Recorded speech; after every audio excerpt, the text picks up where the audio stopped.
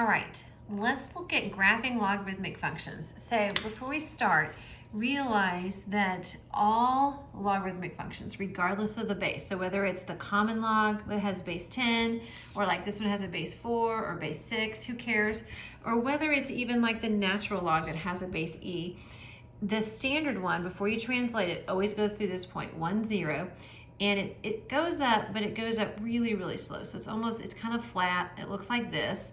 And then it angles down and gets really, really, really close to the y-axis like this, okay? So that's the common look. So when you start to graph these on MyMathLab, pick the graph that already looks like this, okay, before you start translating it. And I always say, think about a log and think about a snake hiding under the ground and then peeking his nasty little head up over the log, okay? So that's what it looks like right there. Now, first of all, when I look at this, remember we talked about different translations on other functions that you guys have graphed.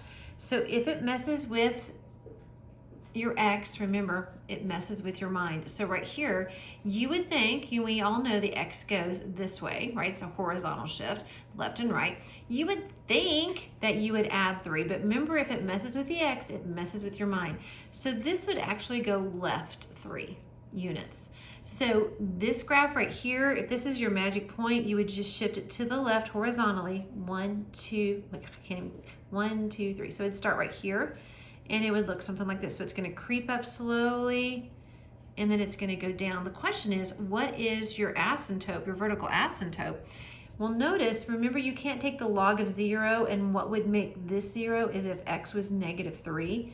So my vertical asymptote is x equals -3. So make sure, if you were doing this on pencil and paper, I would have this asymptote. Remember, that's this imaginary line that your graph approaches but never touches.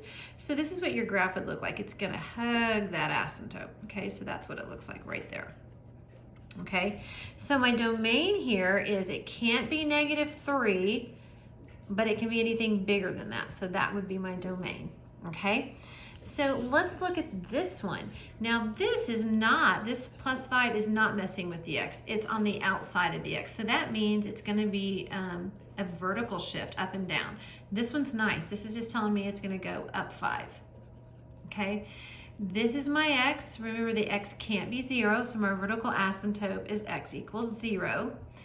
And my domain would be 0. Can't be 0, but anything close to 0, and then anything bigger than that. So that would be that answer.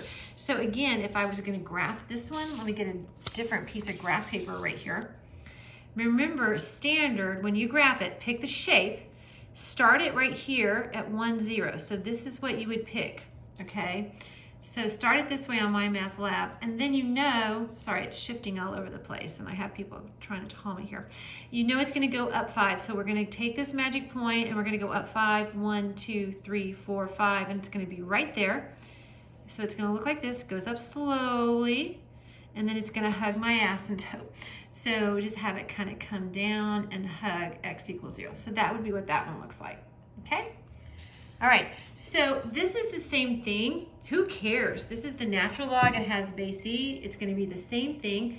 I would probably rewrite that so it looks like negative the log of x and realize this is a +2. So it looks like that. I don't know, just easier for me to look at. This negative out front tells me that it reflects across the x-axis. So I'm going to write that down first. So on MML, first pick your shape. Then you would say it reflects across the x-axis. Make sure, by the way, that you're changing the base here. You would have to tell MML that the base is e.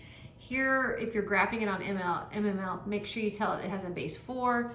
This one has a base 6. So I think on MML towards the bottom, you better change that pretty quick. Do that like first thing. Okay, my vertical asymptote is still what, this can't be 0, so my vertical asymptote is x equals 0. So my domain, again, is 0 to infinity, because it can be anything positive. When you graph this, okay, think about this. I'm just going to sketch this one out real quick. Here's my magic point right here, 1, 0, and I know it looks like this, okay?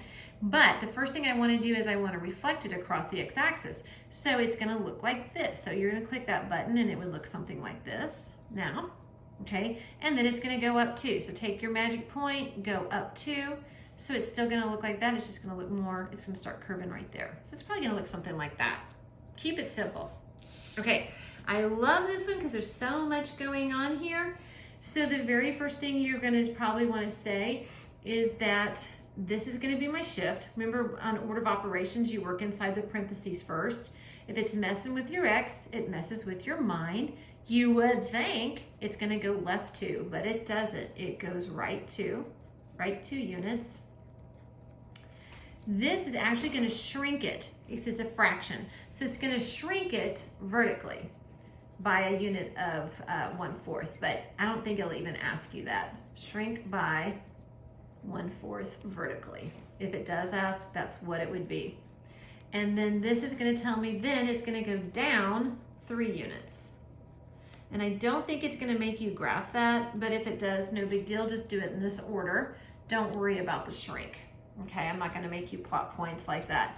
Vertical asymptote, what can X not be? What would make this 0? Well, it can't be 2 because 2 minus 2 would give me 0. So my vertical asymptote is X equals 2, and the domain would be 2 to infinity because it can be anything bigger than that.